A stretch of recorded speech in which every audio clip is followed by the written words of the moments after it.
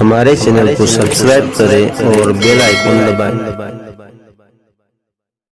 نحمده ونصلي على رسوله الكريم اما بعد فاعوذ بالله من الشيطان الرجيم بسم الله الرحمن الرحيم ان الذين آمنوا وعملوا الصالحات سيجعل لهم الرحمن ودا آمنت بالله صدق الله مولانا العظيم وبلغنا رسوله النبي الأمين المتين المكين المختار الكريم ونحن على ذلك لمن الشاهدين والشاكرين والذاكرين والحافظين والواصفين والحامدين والحمد لله رب العالمين سبحانك لا علم لنا إلا ما علمتنا إنك أنت العليم الحكيم رب اشرح لي صدري ويسر لي أمري واحلل عقدة من لساني يفقهوا قولي قال الله تعالى في شان حبيبه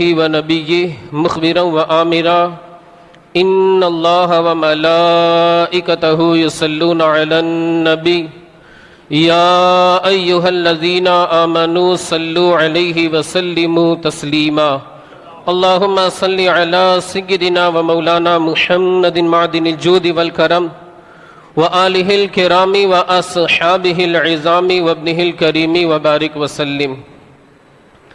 معزز سامعین کرام، جیسا کہ آپ حضرات جانتے ہیں سفر المظفر کا مہینہ ہے۔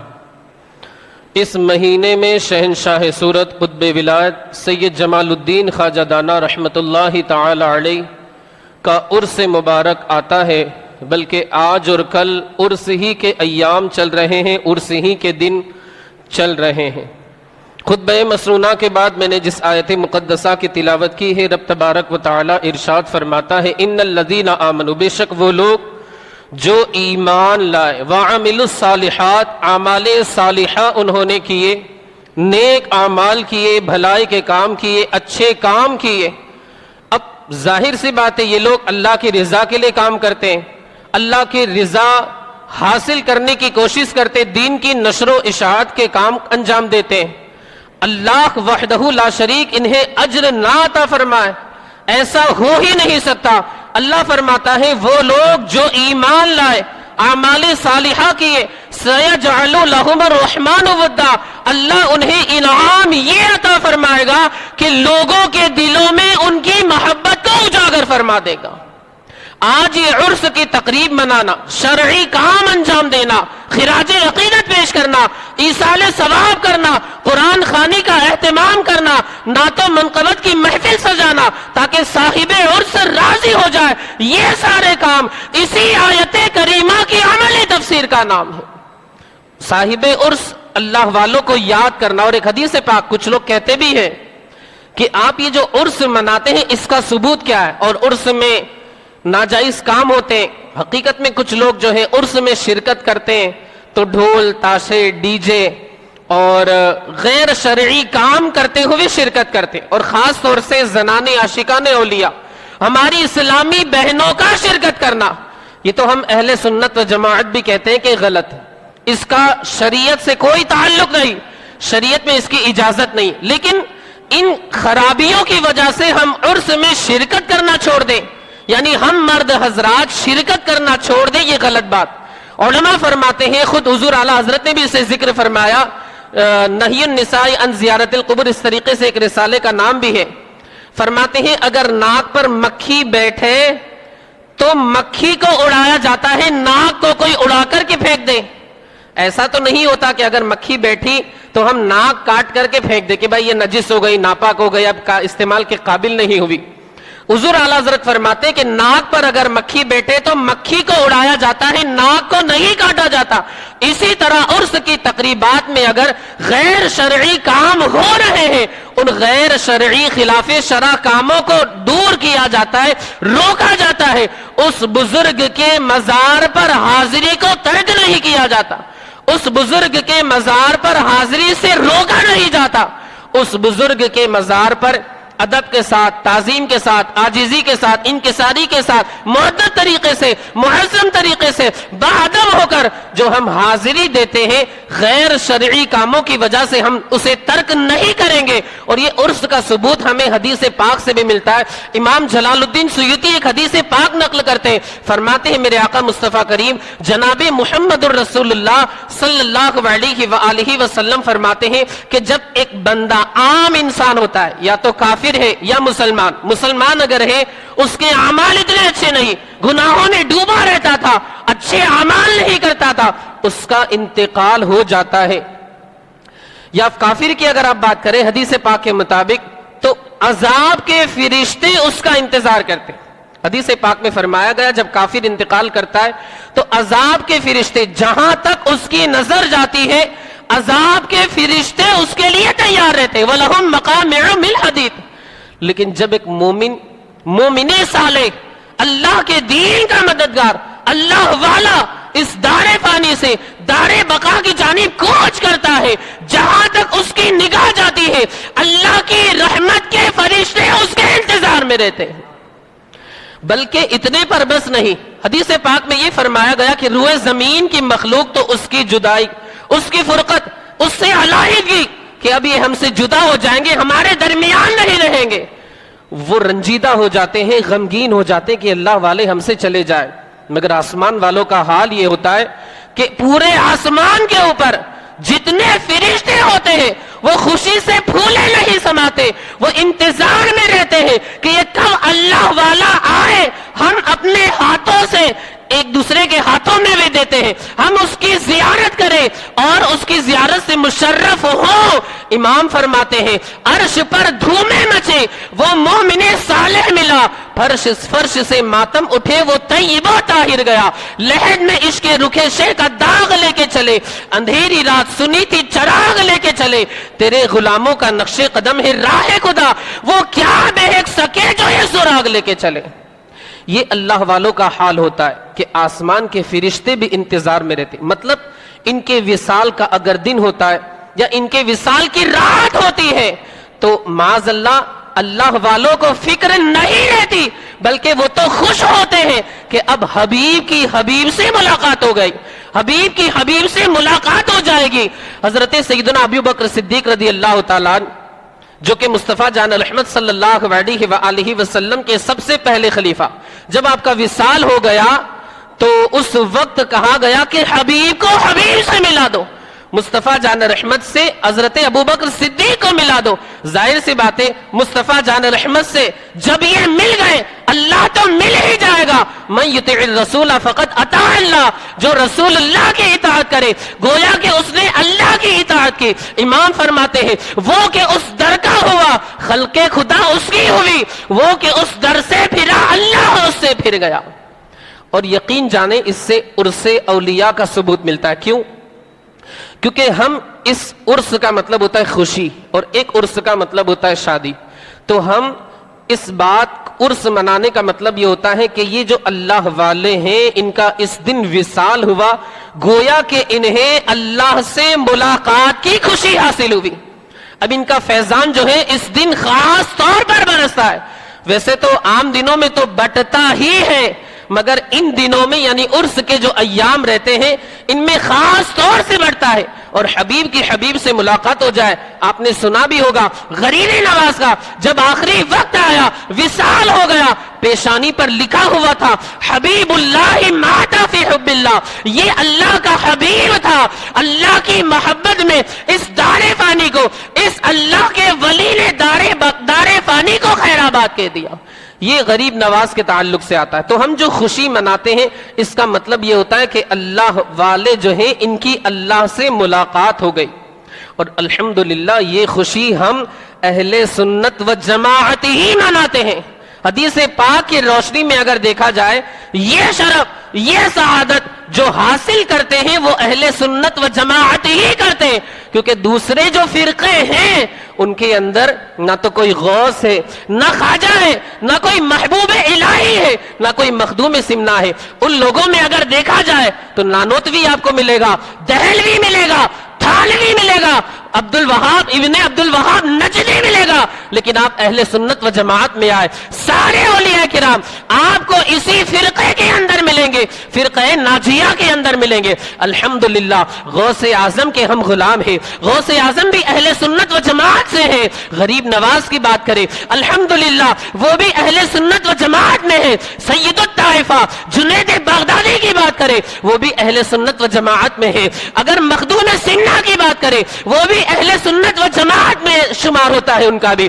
اگر آپ محبوب الہی کی بات کریں، خواجہ نظام الدین اولیاء کی بات کریں، اسی طرح خواجہ قطب الدین بختیار کاکی کی بات کریں، بابا فرید الدین گنج شکر کی بات کریں، اور اسی طرح شہنشاہ صورت قطب ولایت سید جمال الدین کی بات کریں، تاج الاولیاء کی بات کریں، ناگپور شریف میں جن کا مزار اقدس ہے ان کی آپ بات کریں، یہ سارے کے سارے اولیاء کرام الحمدللہ اہل سنت و جماعت میں آپ کو نظر آئیں گے۔ اب امام فرماتے ہیں ان اللہ والوں کی غلامی کا ثبوت پیش کرتے ہوئے، کیسے آقاؤں کا بندہ ہوں رضا، کیا فرماتے ہیں، کیسے آقاؤں کا بندہ ہوں رضا، بول بالے میری سرکاروں کے۔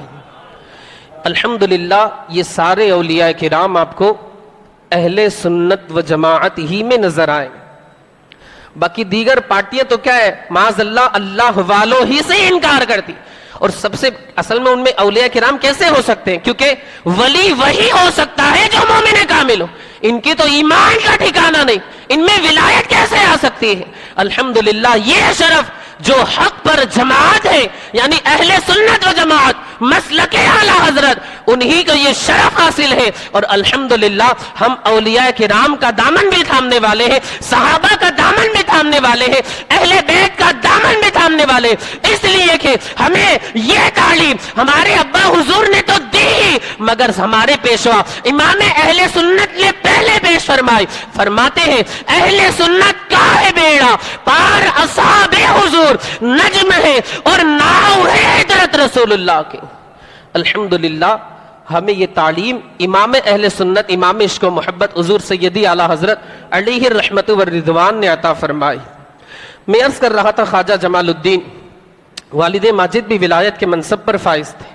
میں اکثر و بیشتر کہا کرتا ہوں اگر باپ صحیح ہو، متقی ہو، پرہیزگار ہو، نمازی ہو، ہونے والی اولاد بھی نمازی ہوا کرتی ہے، لیکن معاذ اللہ باپ شرابی کبابی اور بے نمازی اگر ہو تو اس کے یہاں ہونے والی اولاد کی وہ یہ امید کرے کہ نیک و صالح ہو، تو ایسا نہیں ہو سکتا، ایسا نہیں ہو سکتا۔ ہاں ہو جائے اللہ کی عطا سے اور حضور صلی اللہ علیہ وآلہ وسلم کے فیضان کرم سے یہ شرف حاصل ہو جائے، وہ ایک الگ بات ہے، لیکن اکثر و بیشتر ایسا ہی ہوتا ہے کہ ماں باپ اگر نیک ہے، ہونے والی اولاد بھی نیک و صالح ہوا کرتی۔ خواجہ بادشاہ پردہ پوش متقی پرہیزگار بلکہ ولایت کے منصب پر فائز تھے، ان کے یہاں بیٹے کی ولادت خود اپنے مقدس دہن سے اپنے بیٹے کے کان میں اذان دی، 4 مرتبہ دائیں کان میں اذان دی جائے، بائیں کان میں 3 مرتبہ اقامت کیا جائے۔ بیٹا اگر پیدا ہو یا بیٹی پیدا ہو، کتابوں میں لکھا، عوام میں مشہور ہے کہ بیٹا اگر پیدا ہوتا ہے تو اذان دی جاتی ہے، بیٹی اگر پیدا ہوتی تو اذان نہیں دی جاتی۔ ایسا نہیں کرنا ہے،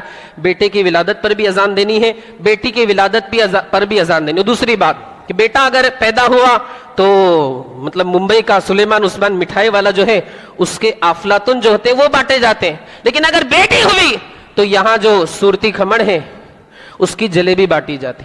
مطلب غلط نہیں، آپ کچھ بھی بانٹ سکتے، بھائی صاحب آپ بھاؤ نگری کے مرغے جو ہوتے ہیں وہ بھی بانٹ سکتے، کوئی مسئلہ نہیں، لیکن یہ ایک طرح سے ہمیں ایسا لگتا ہے کہ بندہ گویا کہ ناشکری کر رہا ہے کہ بیٹا اگر پیدا ہوا، چلو بھائی سلیمان عثمان بمبئی تک کون جائے گا، یا آجوا کا جو افلاطون ہے چوک بازار میں بھی ملتا ہے، یا زعفران والا ہے جو جھاپا بازار میں، اس کے یہاں بھی اچھی سے اچھی مٹھائی ملتی ہے، ڈرائی فروٹ وغیرہ 400-500 روپے کلو، کاجو کتری 700 روپے کلو، وہ بانٹ دی۔ یعنی بیٹا اگر پیدا ہوا تو مہنگے سے مہنگی مٹھائی، اور اگر بیٹی پیدا ہوئی تو بس 200-300-250 روپے والی جلیبی۔ ناجائز و حرام نہیں ہے، آپ کچھ بھی بانٹ سکتے ہیں، سنابل کے کیک ہمارے اشفاق بھائی جمالی آ گئے، ان کے یہاں سے بھی آپ خرید کر بانٹ سکتے ہیں، ناجائز و حرام نہیں، لیکن آپ تھوڑا سا سوچیں، ایک ناشکری کا اس میں شائبہ ہوتا ہے، تھوڑا سا شبہ ہوتا ہے کہ بیٹا پیدا ہوا تو ہم مہنگی چیز بانٹیں گے، بیٹی پیدا ہوئی تو ہم سستی والی چیز بانٹیں، تو خدا نہ آپ ایسا نہ کریں۔ اسی طرح کتابوں میں لکھا ہے کہ بیٹا پیدا ہوتا ہے تو دائیں کان میں اذان، بائیں کان میں اقامت، سب کچھ کیا جاتا ہے. سارے لوگوں کی بات نہیں کرتا لیکن کچھ لوگ کرتے ہوں گے. کتابوں میں لکھا ہے، ظاہر سی بات ہے کتاب میں ایسا تو نہیں کہ بغیر دیکھے ہوئے لکھ دیا گیا. لیکن بیٹی پیدا ہوتی ہے تو اس کے موقع پر اس کے کان میں اذان نہیں دی جاتی. تو ایسا نہیں کرنا ہے. بیٹی بھی اللہ کی عطا ہے. حدیث پاک میں تو فرمایا گیا، بیٹے کے تعلق سے نہیں فرمایا گیا. میرے آقا مصطفیٰ کریم فرماتے ہیں عورت کی خوش نصیبی اور برکت کی نشانی یہ ہے کہ اس کے یہاں سب سے پہلے بیٹے کی ولادت ہو.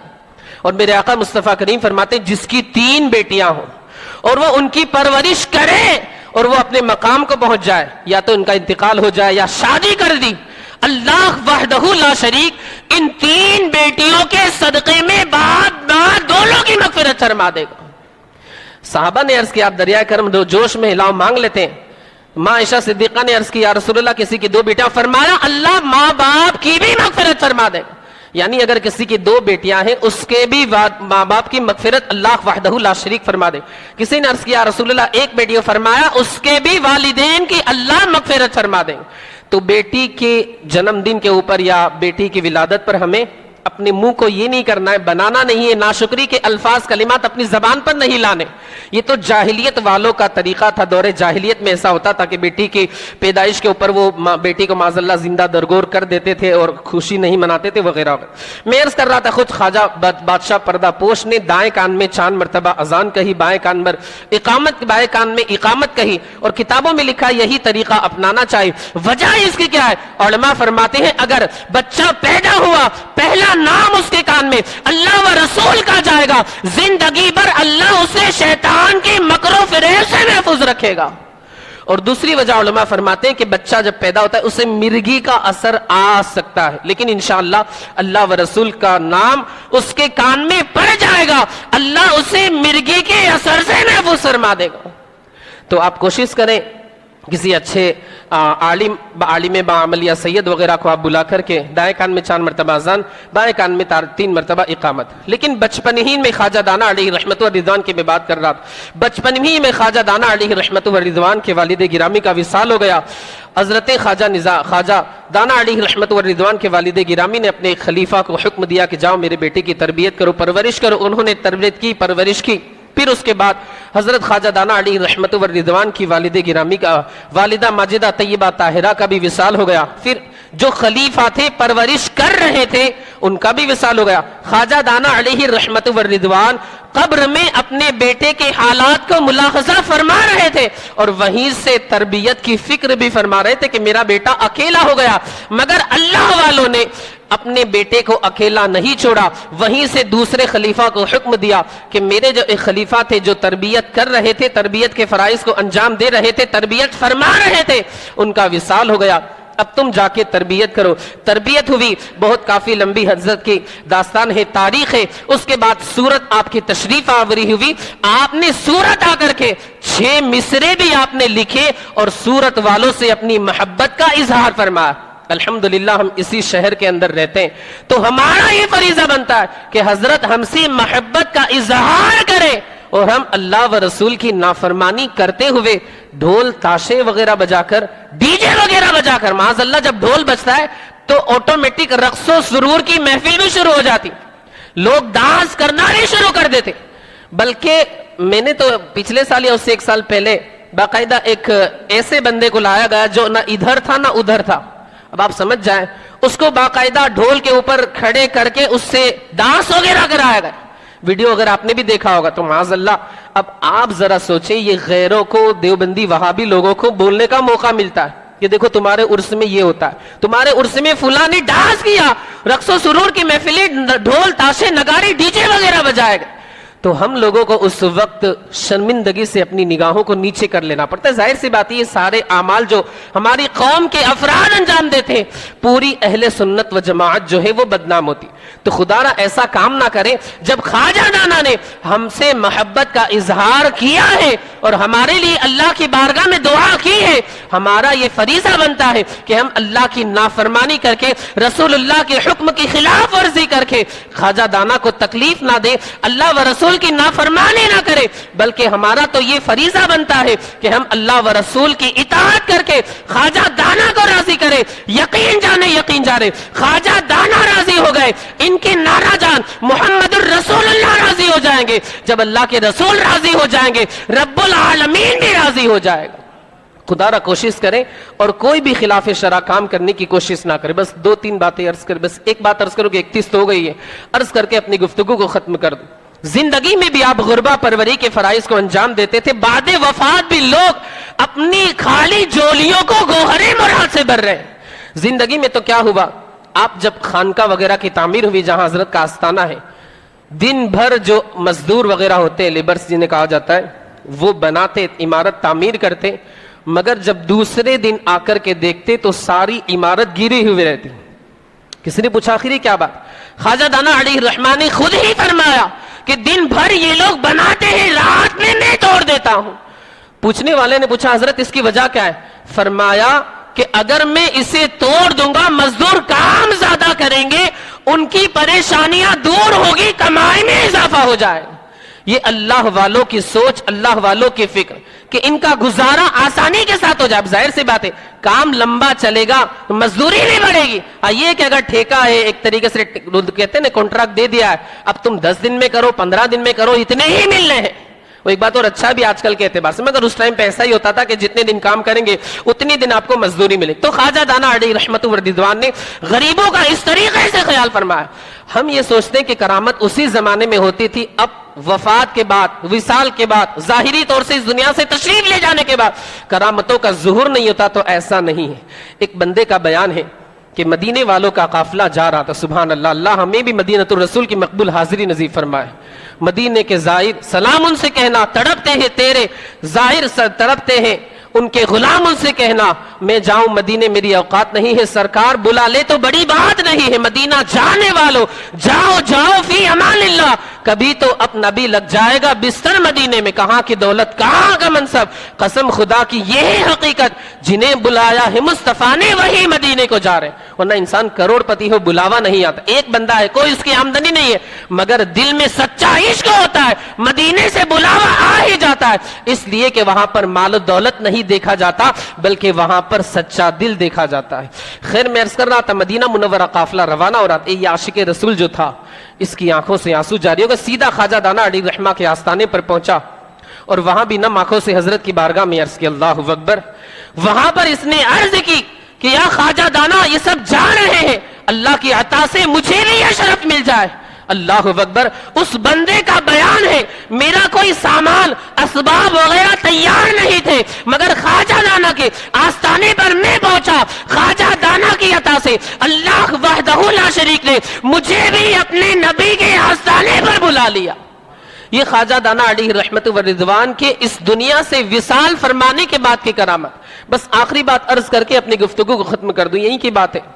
ایک صاحب کا بیان ہے، مطلب سامنے میرے آئے اور بہت جلالی تھے، بہت غصے میں تھے، بولا میرا اس سے جھگڑا ہوا ہے، یا تو رات کے 11 بجے تک میں رہوں گا یا وہ رہے گا۔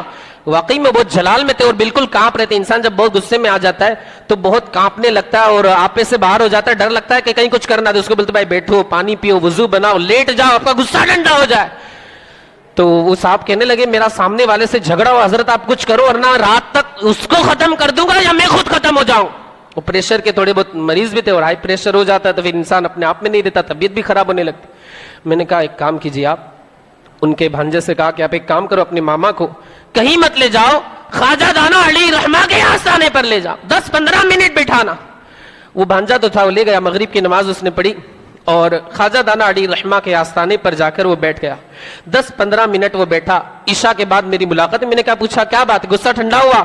بولے حضرت غصہ تو واقعی بہت تھا اور میں تیاری نہیں کر چکا تھا، میرا ارادہ تھا یا تو رات تک وہ رہے گا یا میں رہوں گا اس دنیا میں، یا تو میں رہوں گا یا وہ رہے گا، مگر خواجہ دانا علیہ رحمہ کے آستانے پر گیا، 10-15 منٹ بیٹھا، اللہ وحدہ لا شریک کی عطا سے اور خواجہ دانا کی نگاہ کیمیا کے اثر سے میرا سارا غصہ 10-15 منٹ کے اندر ہی ٹھنڈا ہو گیا۔ یہ خواجہ دانا علیہ رحمت و رضوان کی کرامت۔ مولا عز و جل کی بارگاہ میں دعا ہے اللہ ہمیں آپ کو ساری دنیا کے خوش عقیدہ مسلمانوں کو حضور خواجہ دانا علیہ رحمت و رضوان کے فیضان کرم سے مالا مال فرمائے۔ استغفر اللہ ربی من کل ذنب واتوب الیہ۔